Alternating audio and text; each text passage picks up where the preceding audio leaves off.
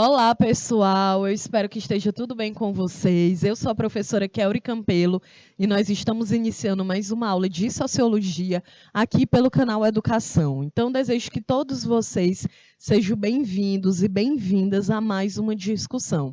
Durante todo o nosso mês aqui de agosto, a gente está discutindo sobre o que é gênero, as desigualdades de gênero dentro de uma sociedade.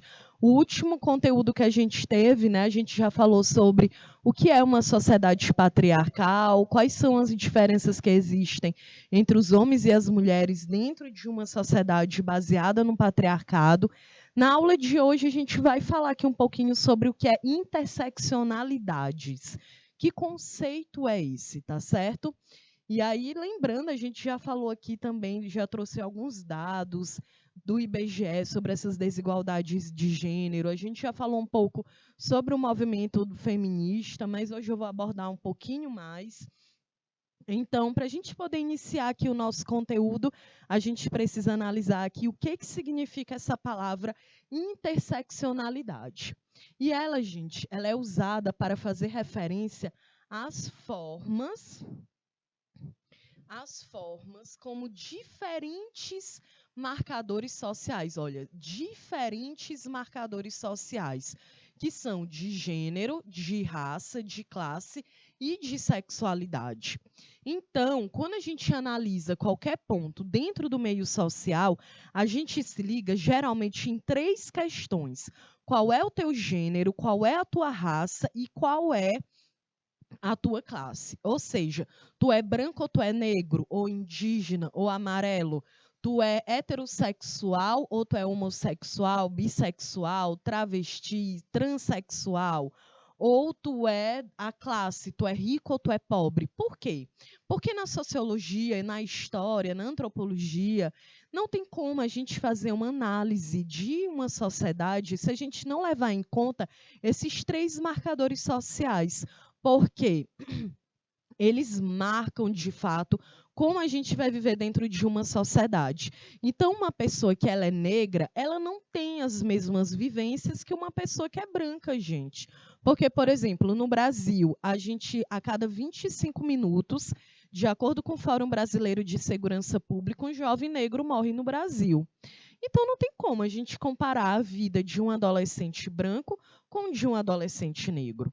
Não tem como a gente comparar a vida de uma mulher que é heterossexual, ou seja, que ela tem atração sexual e amorosa por uma pessoa do sexo oposto, né? Então, por um homem, não dá para comparar a experiência de uma mulher heterossexual com a de uma mulher lésbica, porque nós sabemos que a população LGBTQIA+, no Brasil, é a que mais morre.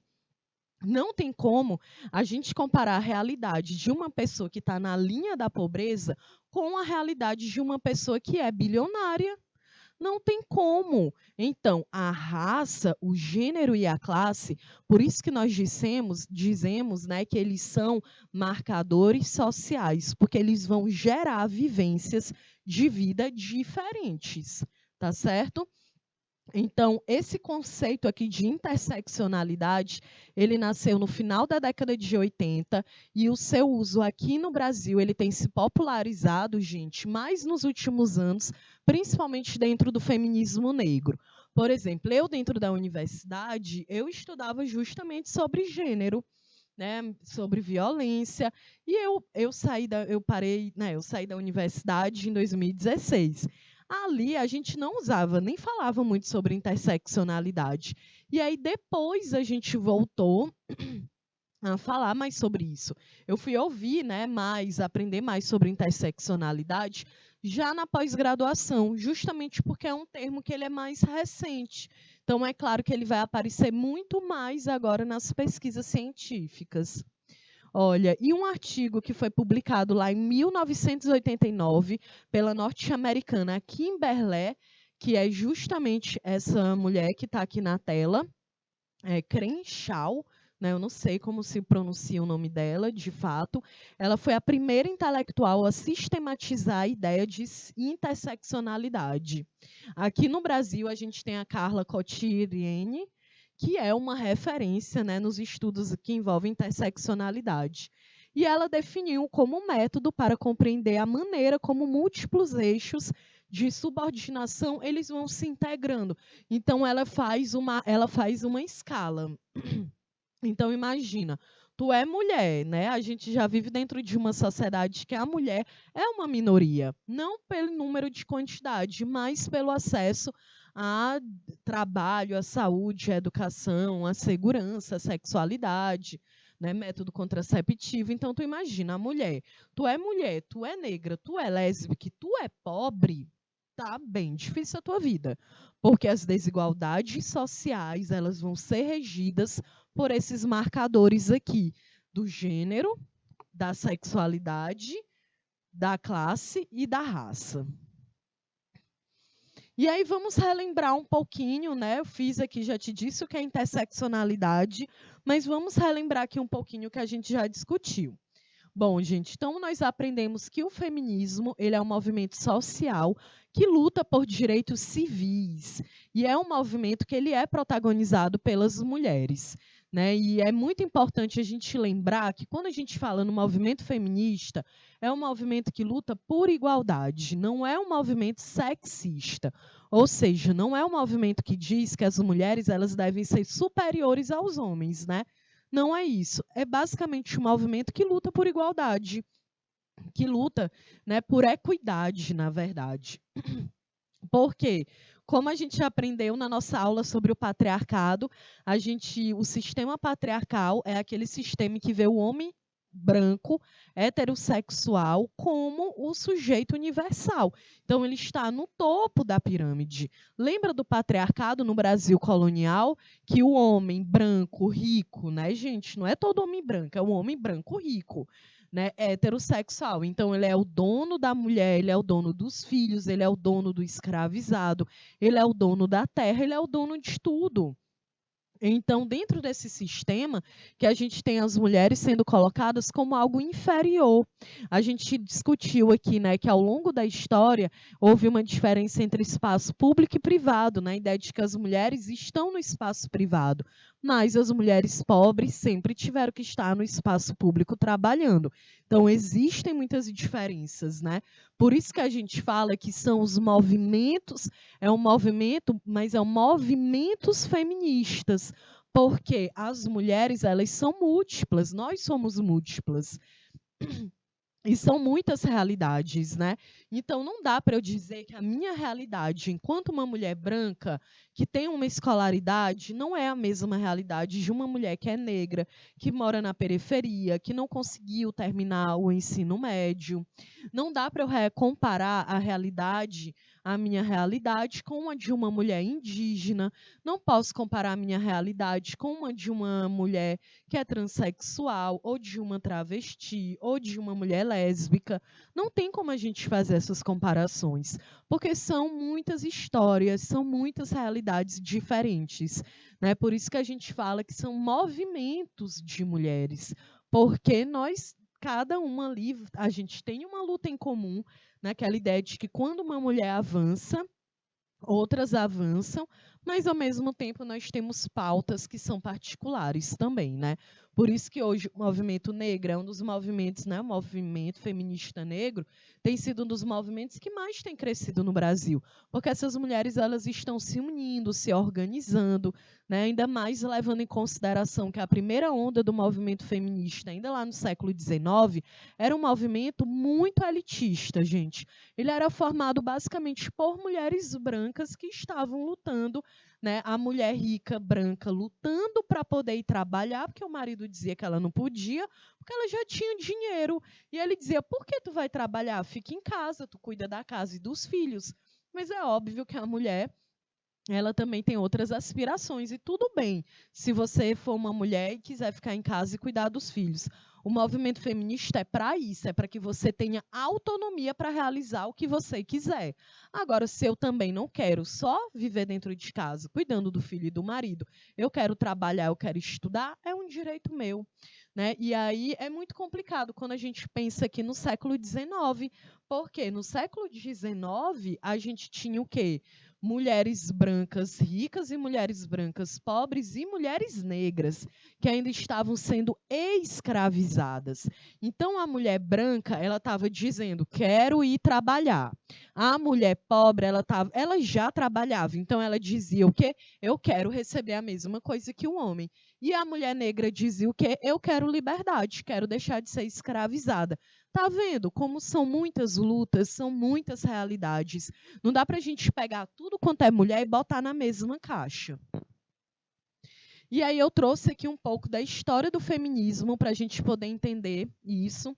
Quando a gente pensa nos movimentos que lutaram por direitos, a gente lembra muito lá da Revolução Francesa no final do século XVIII.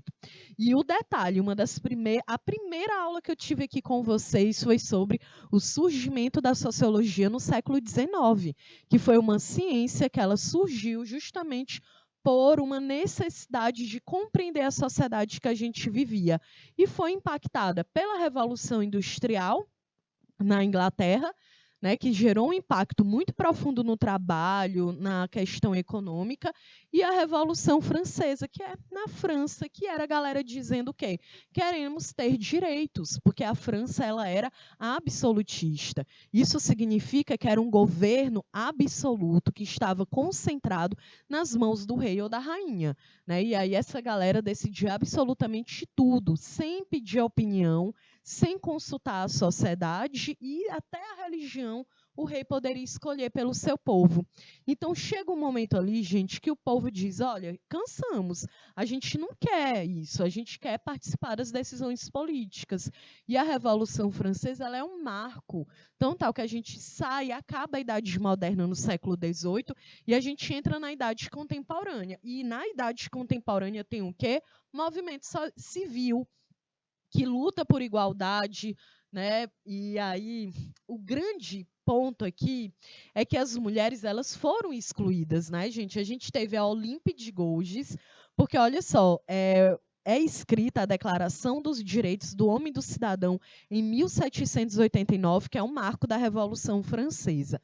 E aí, ó, do homem e do cidadão, porque da mulher e da cidadã só foi feita em 1789, 1791, a Olympe de Gouges ela fez a Declaração dos Direitos da Mulher e da Cidadã. E sabe o que foi que aconteceu? Ela foi condenada à morte. Porque a própria galera, né, que era revolucionária, disse que, olha, direito de mulher, não. A gente não está debatendo sobre direito de mulher. Se tiver o direito dos homens, é o suficiente, né? E aí a gente está falando de um período que a galera mandava mesmo era matar, né, gente? Em praça pública. A Olympe de Gouges foi decapitada em 1793, acho que foi isso.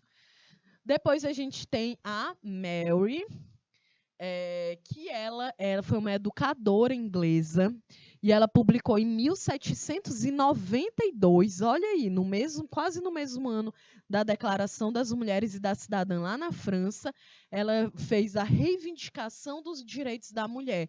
Foi um artigo, né? E esse artigo ele falava justamente que as mulheres elas deveriam ter o mesmo acesso à educação formal que os homens. Porque o que acontecia aqui no século XVIII? Uma família, quando ela tinha um menino e uma menina, o menino poderia estudar até ali um determinado ponto também, né? Porque ia depender do teu dinheiro, do teu poder aquisitivo.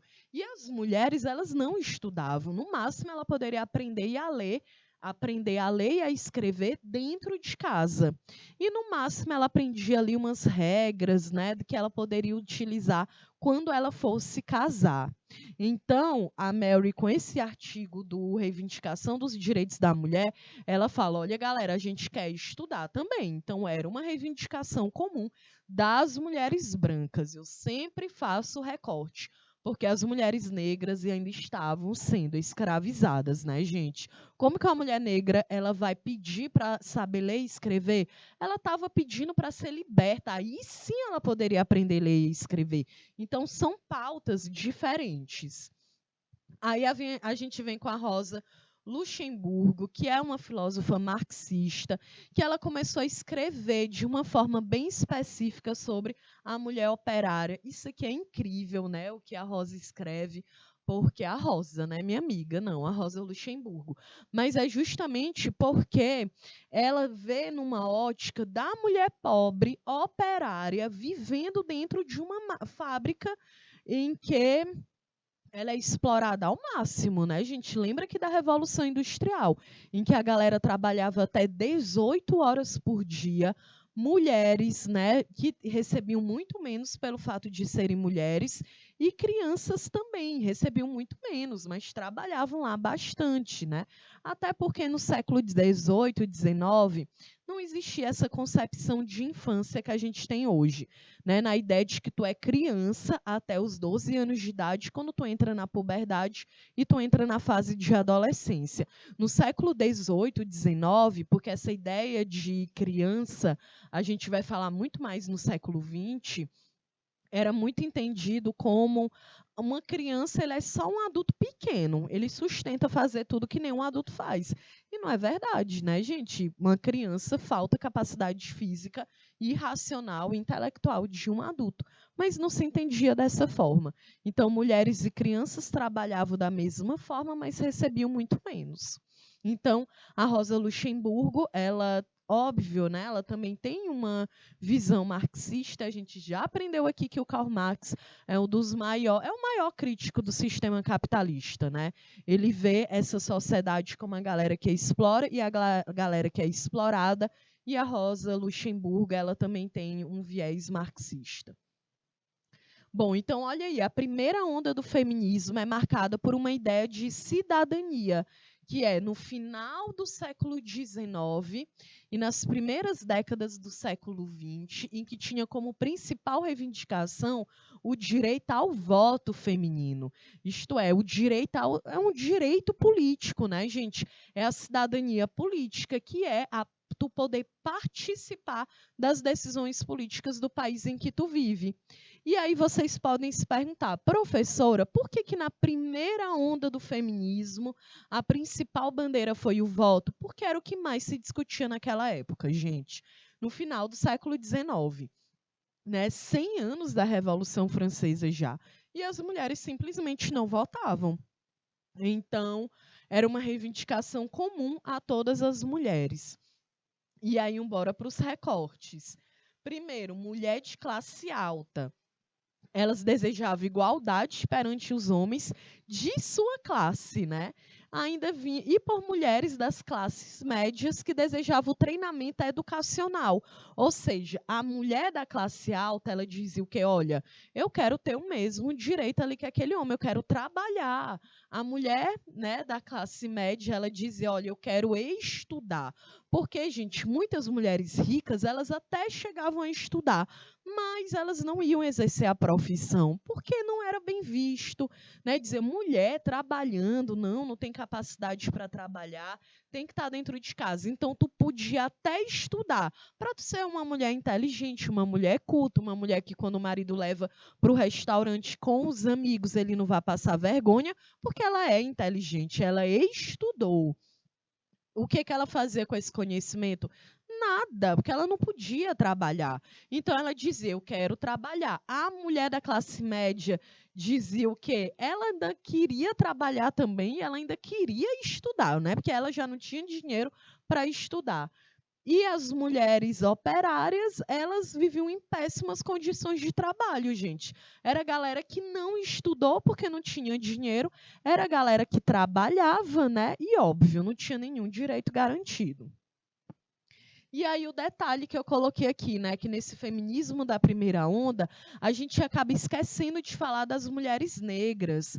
Porque se eu digo que o voto era o que toda mulher queria, mulheres livres, né? Porque uma mulher escravizada não tem como ela lutar pelo voto, ela ainda está presa, ela ainda está tendo o corpo dela escravizado. E aí a gente tem que falar aqui da Truth, que é da Sojourner Truth, né? Eu não sei como se pronuncia direito o nome dela, e que ela é uma mulher negra, feminista, abolicionista, e é muito incrível. Ela tem uma carta muito incrível, E aí é uma reivindicação e ela diz: "Eu não sou uma mulher", porque ela falava: "Olha, galera, vocês estão aí, vocês estão livres e vocês estão falando apenas por vocês. Se é um movimento feminista, é um movimento de mulheres, tem que ter todas as mulheres e não apenas uma categoria de mulher."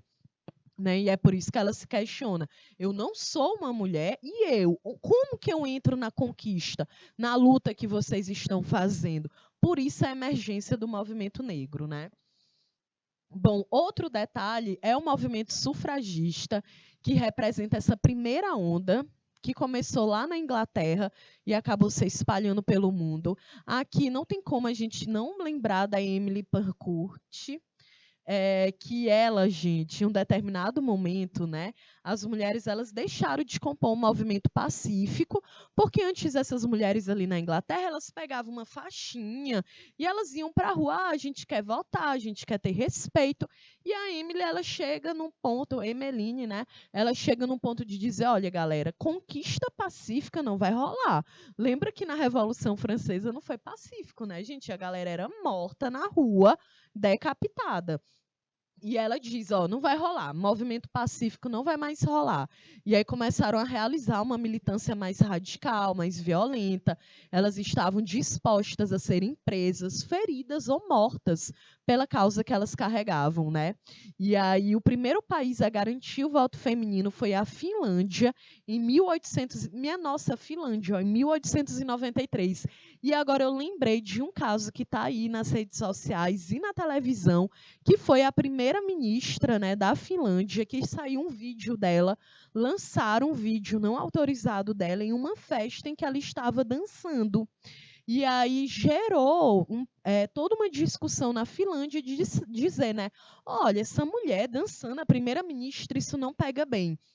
Ela fez um discurso ontem emocionadíssima, dizendo que se fosse um homem, gente, dançando, não ia pegar mal para ele, né? Claro que não ia, porque é aceitável. A gente vê isso aqui nas próprias presidências da República aqui no Brasil, né? A galera compartilha, sai para tomar uma cerveja, tá lá com seus amigos, e a mulher ela estava só dançando, ela teve que fazer um exame para saber se ela tinha bebido e se ela tinha usado algum tipo de droga alucinógena, né? E deu tudo negativo.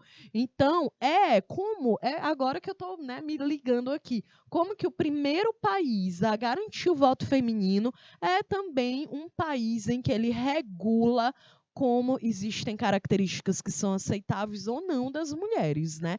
E aí não tem como, gente. A gente trabalha, a gente estuda, a gente cuida de casa, cuida de filho, e a gente tem as nossas aspirações e a gente também precisa se divertir. O lazer está lá, né, na Constituição Federal e no direito também do cidadão e da cidadã. Então, os demais, né, países, gente, fizeram ao longo do século XX, né, o direito ao voto. Inclusive, o Brasil, ele incluiu o voto só na Constituição de 1934. Então, não tem nem 100 anos que a gente vota no Brasil. E aí, o último país a efetivar o voto feminino foi a Arábia Saudita em 2015. Gente, é muito impressionante a gente pensar que até 2015, né, as mulheres na Arábia Saudita não votavam. Né? Existem países que a mulher não pode dirigir um carro, que ela não pode viajar sem autorização do marido. No Afeganistão, por exemplo, as mulheres elas não podem se afastar 70 quilômetros da casa delas. Então, é algo assim, como, né? Como que a gente vive ainda dentro de um mundo que a gente tem tantas diferenças entre homens e mulheres? E aí agora vamos aqui para a segunda onda do feminismo, que é um momento agora, tudo é político.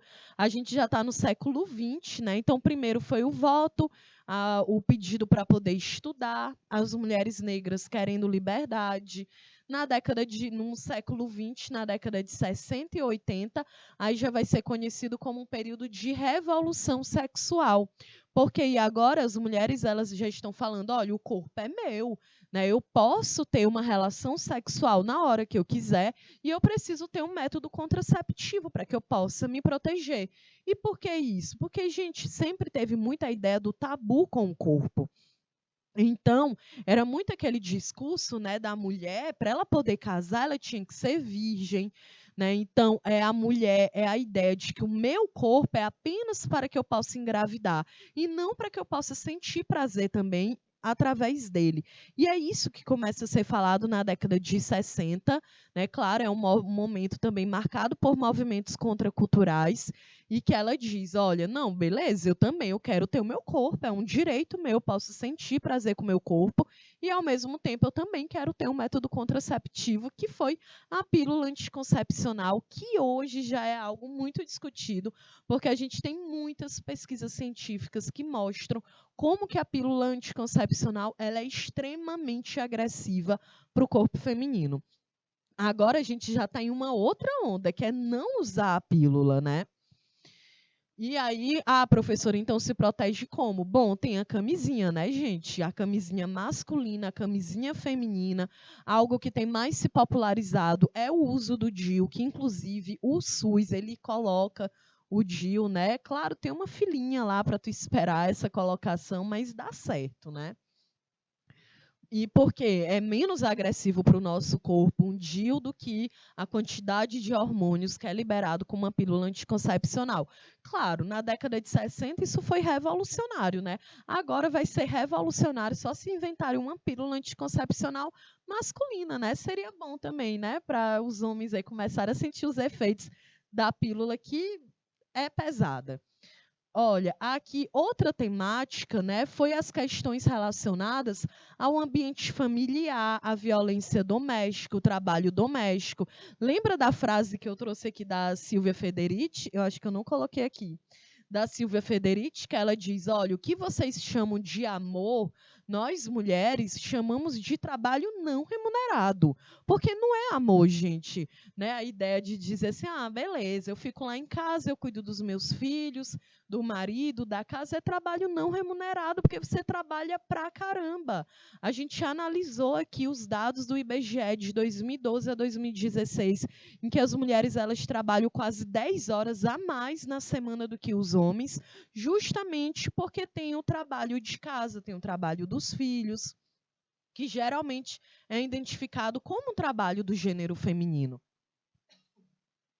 Olha, a segunda onda, né, do feminismo, ela também é muito marcada pelos concursos de Miss nos Estados Unidos, né, gente, que muitas mulheres começaram a protestar por esses concursos de beleza que tratavam essas mulheres como um objeto. Então começou a ser muito questionada a ideia de que qual é o padrão dessa mulher, qual é o padrão adequado que a gente deve se enquadrar. E aí no cartaz, né, porque era um movimento norte-americano, tem dizendo que, ó, irmãs, questionem todos os aspectos de nossas vidas, reconheçam, lutem contra a opressão cotidiana, né? Então era muito aquele chamamento para dizer, olha, mulher, vamos questionar, vamos pensar aqui em que país, em que mundo é esse que a gente está vivendo. Ainda dentro da segunda onda, a gente tem uma referência que, coitada, né, gente? A Simone aí de Beauvoir, a galera fala tanto absurdo na internet. E ela é uma teórica, uma ativista, que ela influenciou de um modo muito significativo, não só a segunda onda do feminismo no início do século XX, mas até hoje. No século XXI, a gente ainda estuda a Simone, ela, especialmente a obra dela, que é O Segundo Sexo, que foi publicada em 1949. E a tese fundamental dela, gente, aqui, é que ser mulher é uma construção social, não é uma construção biológica. Eu sou mulher não porque eu nasci com um órgão feminino, que é a vagina, mas que eu sou mulher porque eu construí a minha identidade assim. Então, eu, Kelly, sou cisgênero, porque eu nasci com meu corpo feminino e eu me identifico como mulher, certo? Mas nós temos pessoas que nasceram com corpo biológico feminino, mas se identificam com o gênero masculino, que são as pessoas transexuais, né? E que é uma discussão que tem crescido muito no Brasil e no mundo. E aí tem uma das frases mais famosas dela, que é: não se nasce mulher, torna-se. Por quê? Porque é uma construção social. todos os meus desejos, os meus interesses, eu vou construindo na medida que eu vou vivendo, porque ninguém nasce, nem homem nem mulher, já com tudo definido, dizendo, não, beleza, pois então eu sou gay, eu só gosto de usar preto, eu só escuto rock e eu só como se for arroz branco. Claro que não. A gente vai construindo os nossos interesses, a gente vai se entendendo com o nosso gênero à medida que a gente cresce, que a gente passa por experiências, entendeu? Desculpa, por isso que é uma construção social. Bom, a terceira onda do feminismo, chegamos, que é a interseccionalidade. Aqui, gente, ela é uma das ideias que nos ajuda a perceber que cada um de nós é atravessado por esses marcadores. Quais são os marcadores sociais? A raça, o gênero e a classe. Por que eu digo marcador social? Porque tu é marcado pelo teu gênero, na hora que eu te vejo, eu já te identifico. Tu é marcado pela tua cor, e aí num país que é racista, isso pesa muito. E se tu fugir à heteronormatividade, tu vai ser marcado mais uma vez, né? Lembra que eu expliquei esse conceito da heteronormatividade na aula passada, que é o quê? A norma. Então, é normal tu ser heterossexual, que é tu sentir atração por uma pessoa do sexo oposto. Agora, se eu sinto atração pelo mesmo sexo que eu sou anormal. Então, eu sou marginalizada. Essa é a ideia. E é isso que a gente entende aqui na interseccionalidade, que o gênero, a raça e a classe forma quem a gente é e marca, né? A gente vai tendo marcas sociais. Então, ainda que o conceito de interseccionalidade, gente, ele seja relativamente novo, algumas intelectuais negras elaboraram ideias, né, que foram a base do conceito de interseccionalidade.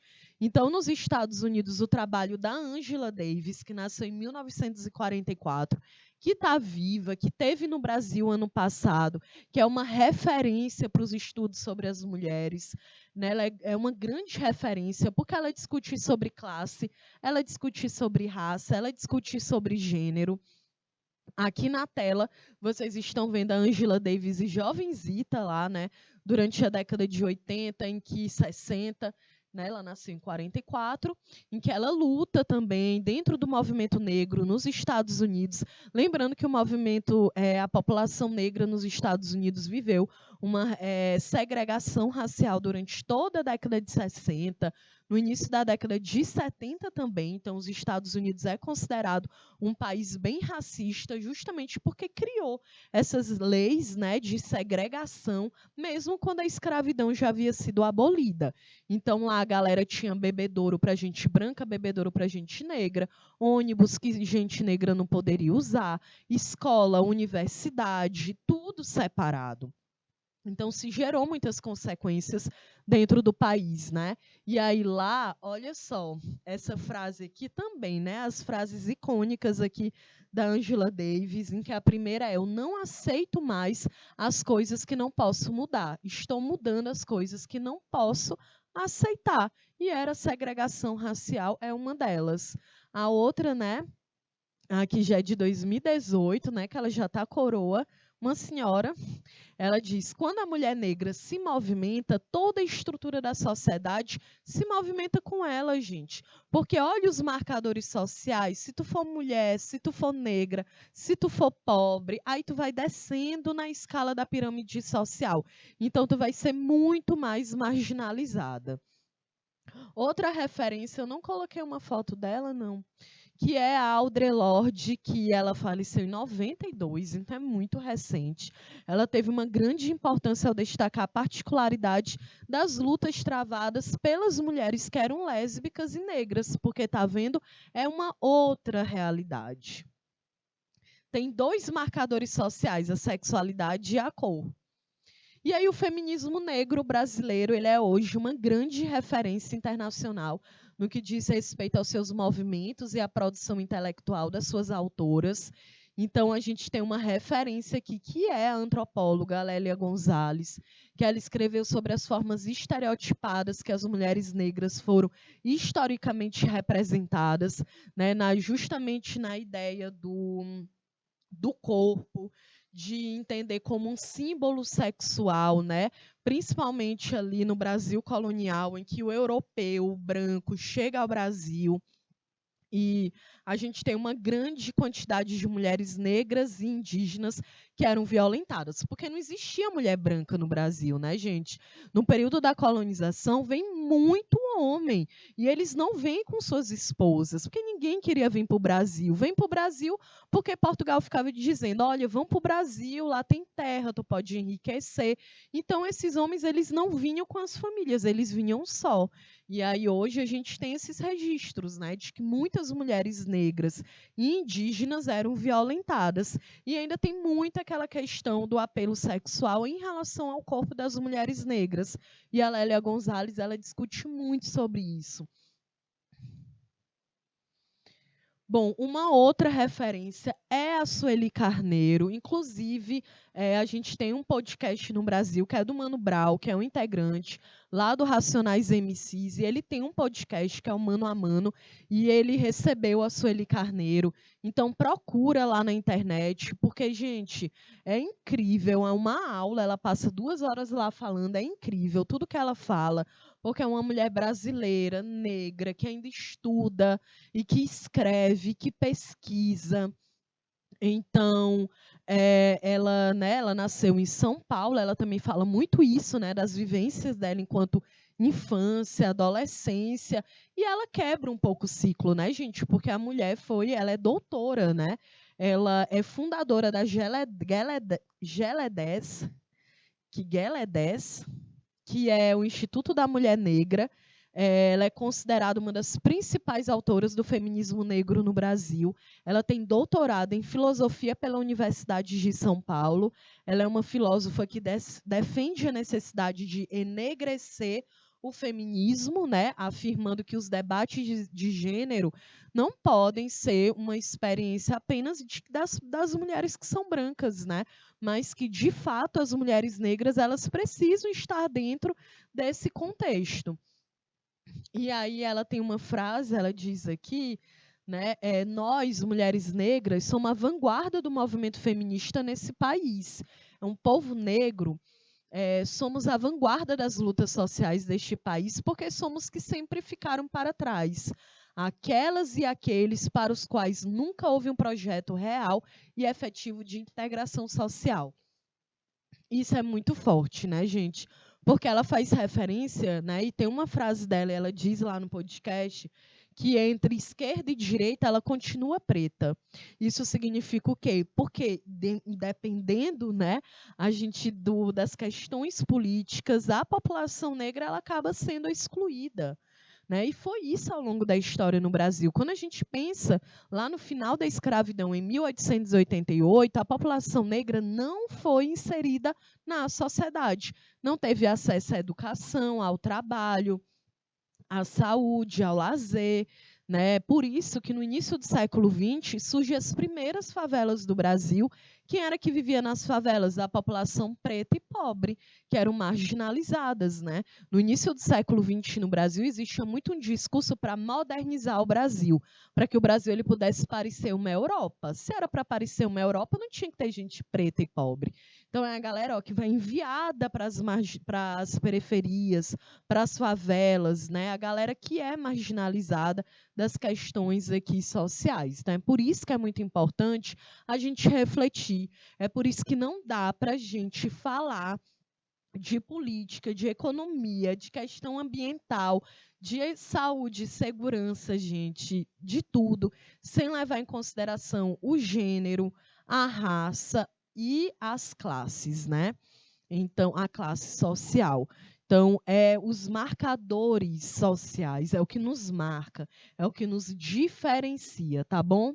Então, eu coloquei aqui uma atividade para casa, lembrando que a gente sempre tem atividade para casa na aula gravada, porque vale a frequência de vocês. Então, eu coloquei 3 perguntinhas de uma forma bem direta. Coloquei aqui, ó, as referências do que a gente discutiu na nossa aula hoje. E então, eu me despeço aqui de vocês. Durante o mês de agosto, a gente discutiu sobre gênero, né, sobre essas diferenças dentro de uma sociedade patriarcal. Falamos sobre o movimento feminista, sobre as conquistas das mulheres ao longo da história. E na nossa próxima aula, a gente já vai entrar em um outro segmento, que são as religiões. Então, a gente vai discutir sobre o que são religiões, de que forma que elas impactam a nossa vida em sociedade, tá certo? Então, eu sou a professora Kelly Campelo. Eu espero que você tenha gostado da aula, que você tenha conseguido entender, e a gente se encontra aqui na nossa próxima aula. Então, beijos e até mais.